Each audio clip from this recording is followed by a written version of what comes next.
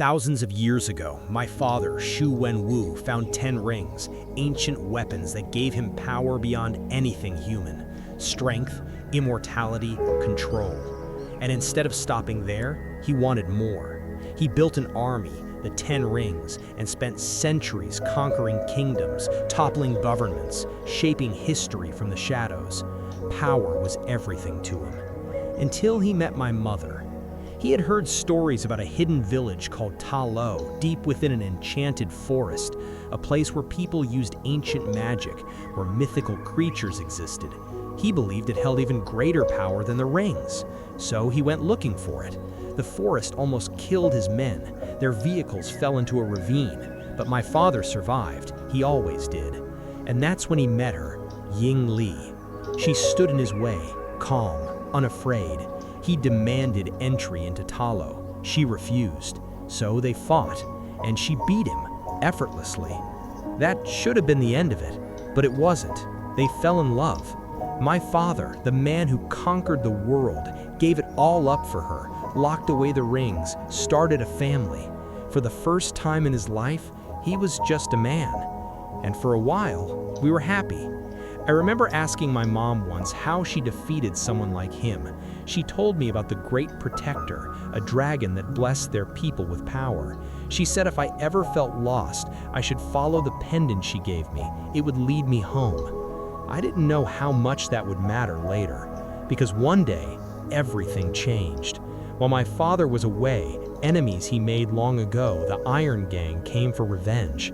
My mom faced them alone, but she didn't have her powers anymore. She gave them up to be with us, and they killed her. When my father came home, something inside him broke.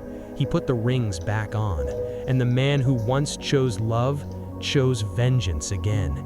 He trained me hard, brutal. From the time I was a kid, I wasn't his son anymore. I was a weapon. And when I turned 14, he sent me to kill. He told me it was justice, but it didn't feel like justice. After I did it, I ran, all the way to San Francisco, changed my name, tried to forget everything, tried to become someone else. That's when I met Katie. For 10 years, she knew me as just Shaun, a regular guy, valet driver, no past. But the past doesn't stay buried. One day, on a bus, my father's men found me. They wanted my pendant, the one my mom gave me. I fought back, and just like that, everything I tried to escape came rushing back. Razor Fist, one of my father's best fighters, nearly tore that bus apart. I barely kept everyone alive, but they still took the pendant, and I knew what that meant. My sister had the other one, so she was next. Katie wanted answers. I told her the truth. Well, most of it. I said my father sent them, that my sister was in danger. I didn't tell her I actually completed my mission all those years ago. Some things are harder to admit. We went to Macau to find my sister, but when I finally saw her again, it wasn't the reunion I imagined. She was angry, and she had every right to be. I promised I'd come back for her. I never did.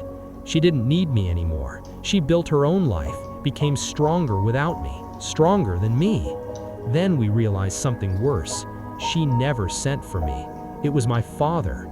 He was pulling all the strings, and before we could figure it out, his army came for us. That's when I understood. This wasn't just about us. My father believed my mom was still alive, trapped behind something called the Dark Gate. But he was wrong. Something else was calling him, something dangerous. And if he opened that gate, everything would be destroyed. My father truly believed my mom was still alive, that she was trapped, calling out to him. But deep down, I knew the truth. Whatever was behind that gate, it wasn't her. He took us back to his compound, said he'd been watching us for years, waiting for the right moment to bring us home. He showed us a hidden path, one that only appears once a year leading to Ta Lo, and in 3 days, he planned to march his army through it. Not to reunite with my mother, but to tear the world apart trying. When I told him he was wrong, he didn't listen. He attacked us. And just like that, we were prisoners again. That night, locked in a cell with Katie and my sister, I realized something. If we didn't stop him, we'd lose what little we had left of our family. That's when we met Trevor. Yeah, long story.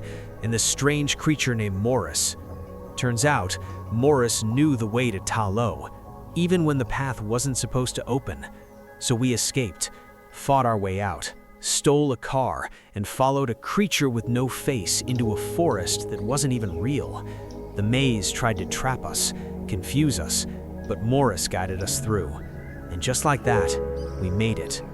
Ta Lo, the place my mother came from, the place everything started.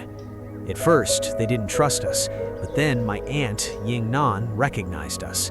She told us the truth about the dark gate, about the thing sealed behind it, a creature that feeds on souls, a destroyer.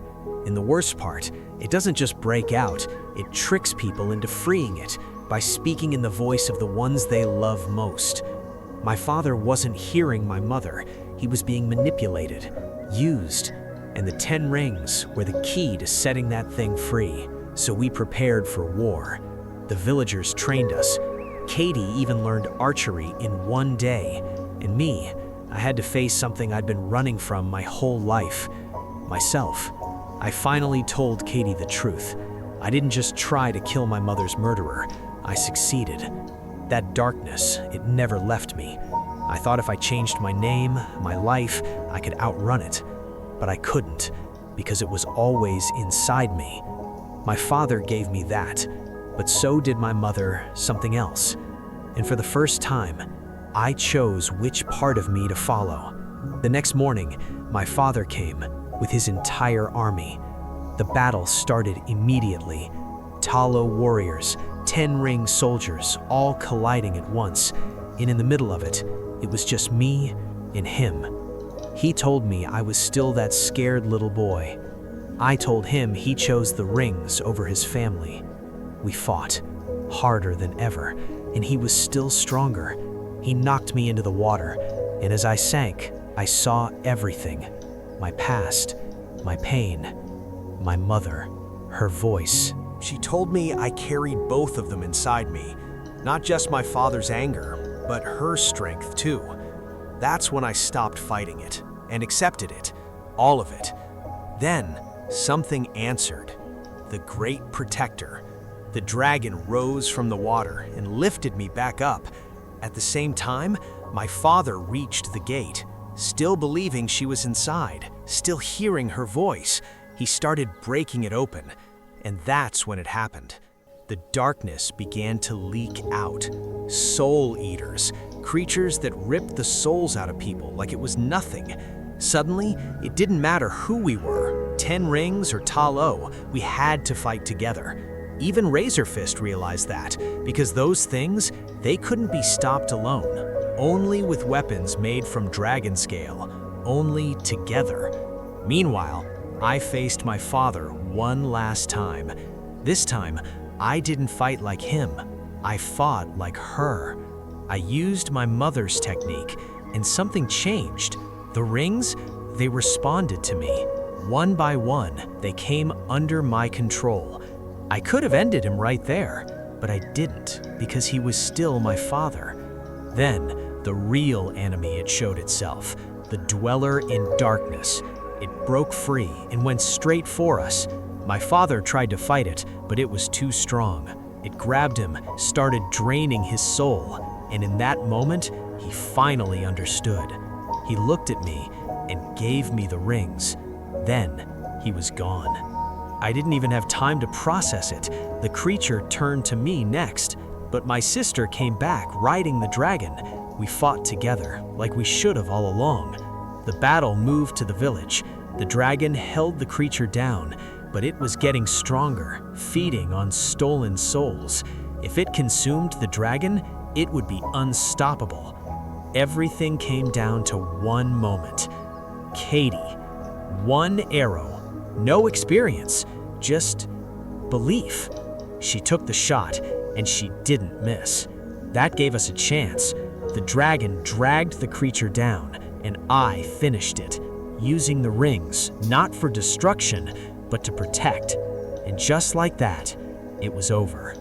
The darkness was gone. But not without a cost. We lost a lot of people that day.